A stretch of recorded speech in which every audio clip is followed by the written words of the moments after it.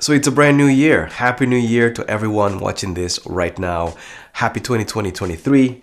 That was one too many 20s. Happy 2023 to everybody. And I hope you guys are ready to set some New Year resolutions. And you spend the holidays, the Christmas, maybe thinking about some of the things that you done well last year and maybe could have been done better. And to me, this is a perfect time for you to kind of sit down, jot down some ideas, some of the things that are feasible, that can be doable and are achievable, and some of the things that perhaps are very much a stretch goal for the year. Now, this is basically a guide, some ideas on what could be some of your New Year's resolutions. Definitely have helped me over the years, and I think that this part of the year, in order for you to kind of like sit back and analyze things, is incredibly important instead of just like starting the year with no plan and then hope for the best. Now, the most important thing here before I get started is to not only write them down and make a list and all that stuff, but to keep those New Year resolutions that you're going to write for yourself to heart, close to heart, in your mind as you traverse the year. Go back to them, analyze them, and most importantly, make sure you do well and follow through in your own ideas, right? So having said all that, let's get started with this episode. Let me share some ideas that might help you to kind of like get that motor going for the new year, and hopefully it will help you as much as has helped me. Let's do it.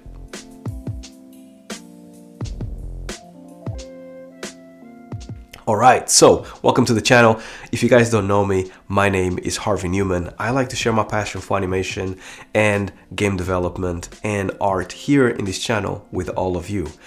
First and foremost, excuse the sniffles, excuse the nose. I started the year feeling a little sick, which is not the best, but hopefully it doesn't get in the way too much. Now, getting straight into it, I think for New Year's resolutions, before I go into details, for beginner animators, the most important thing for you guys should be for you guys to establish a solid portfolio.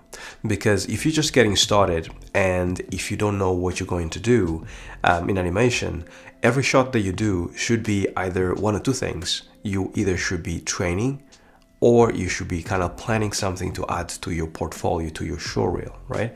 Now, this is important to make a distinction here because there is going to be pieces that you are going to animate that are not going to be good enough for you to put in your showreel, in your portfolio. And that is 100% all right. Some animators make the mistake of thinking that every single piece that I animate is going to end up on my showreel, but that is not the case. Be ready to use some animation work that you do, some hours, some days, some months, to do animations that are not really worthy of a showreel, but have taught you how to basically animate a little bit better, right? How to actually get your timing better, your spacing better. All these things definitely are important to get, but sometimes they don't really equate to an animation that is going to end up in your showreel, right? So definitely for beginners, work on your showreel. Make a plan for it, make sure that it's an entertaining showreel, put together some shots that make sense, and then basically account for all the other shots as well that you're going to do to train yourself to be a better animator. Now, for those with expertise, for those that are experienced like myself, try to actually maybe improve your skills by enrolling in courses, by finding a mentor, by finding somebody that inspires you, that perhaps can take your game to the next level. Stagnation is the worst thing for us as experienced animators. There's nothing worse than feeling very much like you're just spinning your wheels and you're doing the same over and over. Get out of that spinning wheel and make sure that you find somebody that maybe has more experience than you, that can perhaps look at your work at a high level and then go, you are doing these things wrong and these things need to be better. It's important for you to find somebody that you respect. It's important to find somebody that you look up to, because only then your brain, your ideas, your mind is going to be open to kind of like get that information in, right? So make sure you do that. Make sure you actually find somebody that basically you admire. Talk to them, reach out. Animators are incredibly friendly people. We all like to help people. So if you actually feel like you want to upgrade your skills, reach out or find a mentor that can help you. Now, last but not least, before I go into individual tasks that might give you ideas on how to actually get those New Year resolutions going, I have to mention social media. I made a video way back. I'll mention it here. I'll post it here and also in the description about how important is social media for you as an animator nowadays, and how can that help you to basically find work, right? Things are changing. The old ways of actually submitting your show reel to studios and expecting an answer back is slowly fading away, even though it's still important. And social media is becoming a new thing, a thing that big studios, people that are looking to hire are looking for now more than ever, and they are looking for that talent in social media. So it's very important for you to have a presence in social media, and it's also very important for you to share your work and be comfortable sharing your work out there, without actually feeling like you need to keep everything to yourself because you feel like you're not a very good animator, right? Nobody starts as a good animator. Everybody is really bad when they get started. I was absolutely horrible when I started. So get used to kind of like sharing your work and getting the feedback from your subscribers, from the people that are looking at it. But most importantly, what happens is that develops traction, because even if your work is not good, it showcases initiative, and it showcases to a lot of people that you are ready and willing to listen to feedback and put your work out there, right? A lot of animators sometimes can be stubborn, and stubbornness is not good as an animator, because you need to actually be open to listen to other people's ideas. So you just being in social media means that you are already willing to do that step that a lot of animators cannot do. So social media, 100% another thing that if you haven't done it yet, you should make it a New Year's resolution for this year. Okay, so now that we got those big kind of summarizations of where you are, how you should be thinking, let's talk about some ideas that I wrote down to kind of help you guys to maybe kickstart that process, right, of writing down your New Year's resolutions. So I have my trusted Remarkable here. So the first thing that I wrote down here is learn a new animation software and technique. And this is kind of important to differentiate between the two.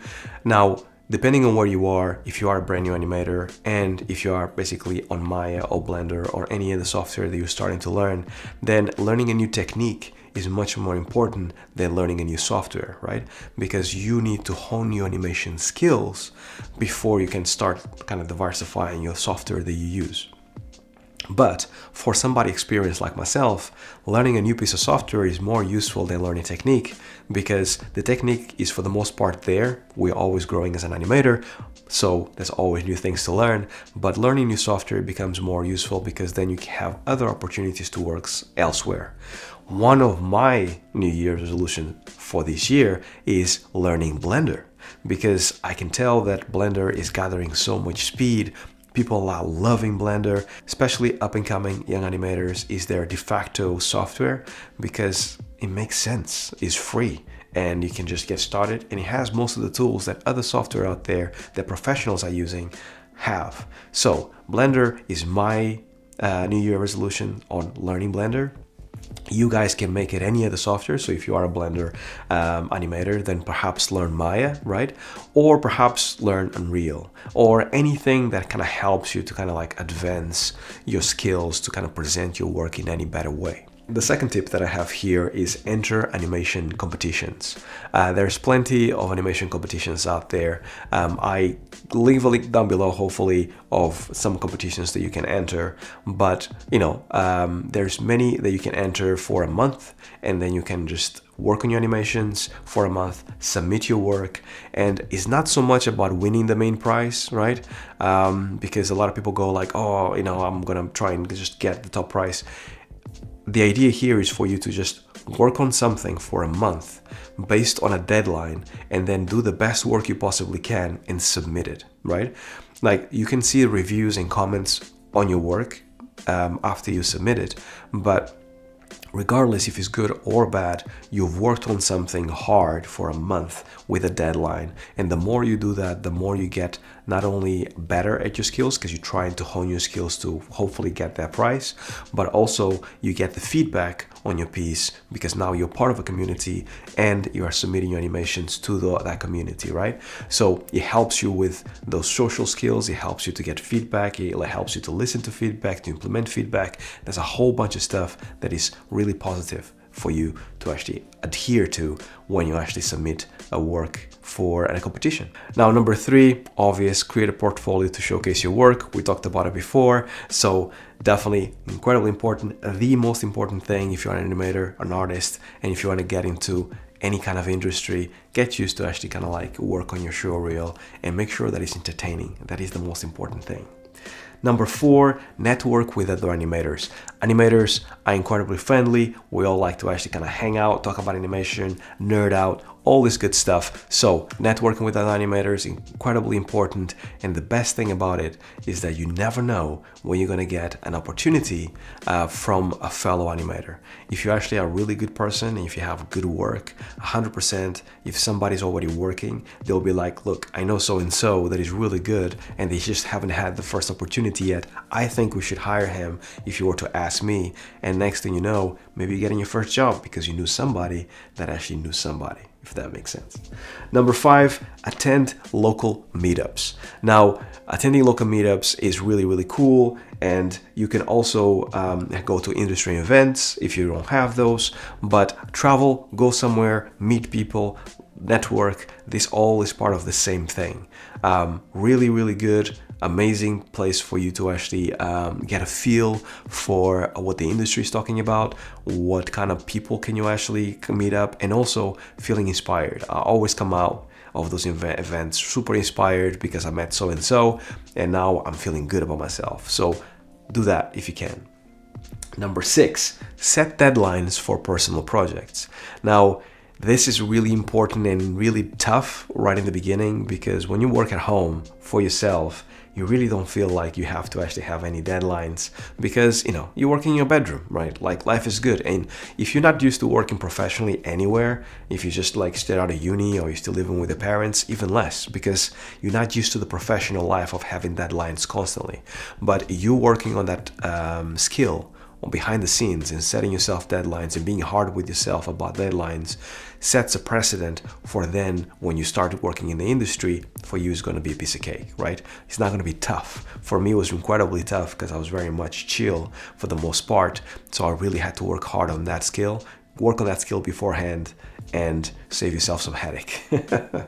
Number 7, experiment with different animation styles.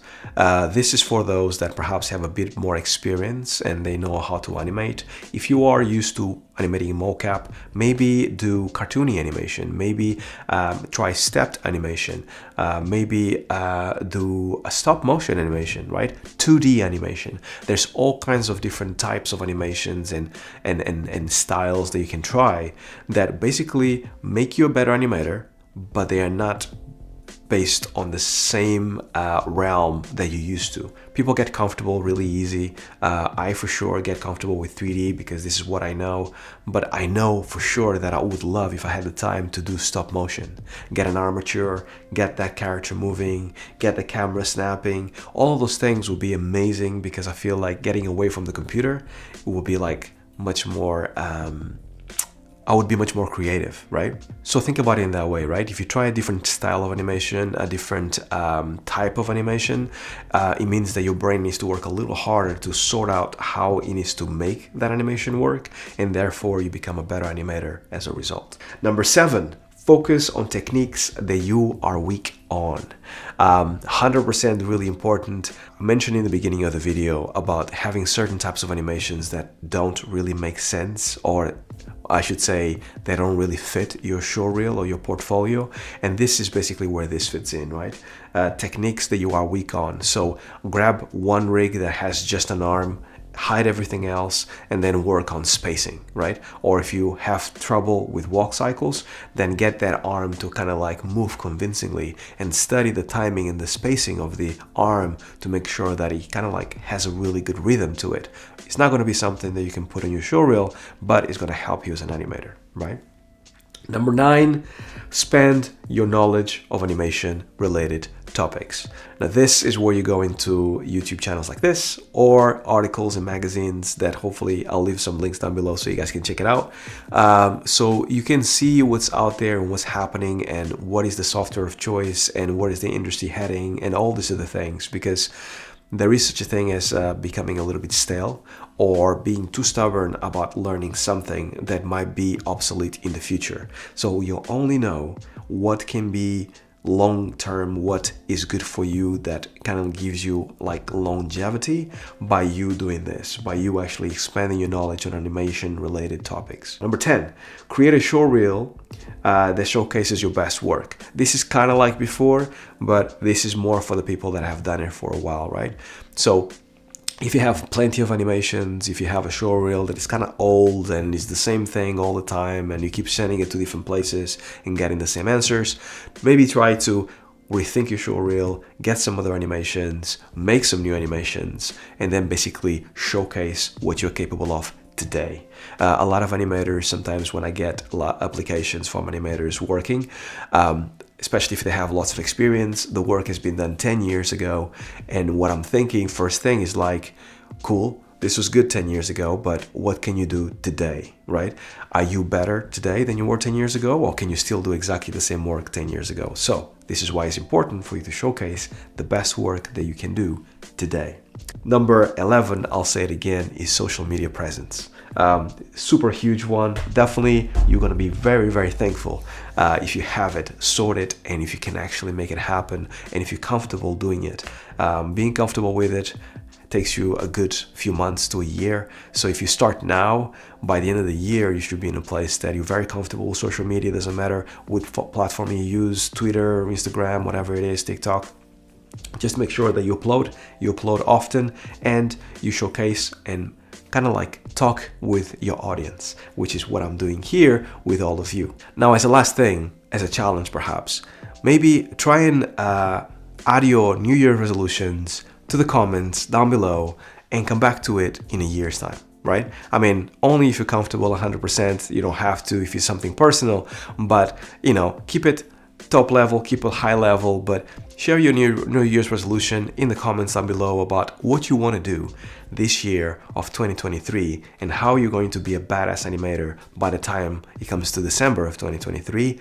And then hopefully 12 months from now, you can come back to this comment and then see what you wrote and see how much you've made of that list for yourself as an animator. And I hope this was useful. If this is useful to you, definitely check out this video over here that hopefully gives you more information about being a game developer, working in games, and all that goodness, right? This is all I had for you guys.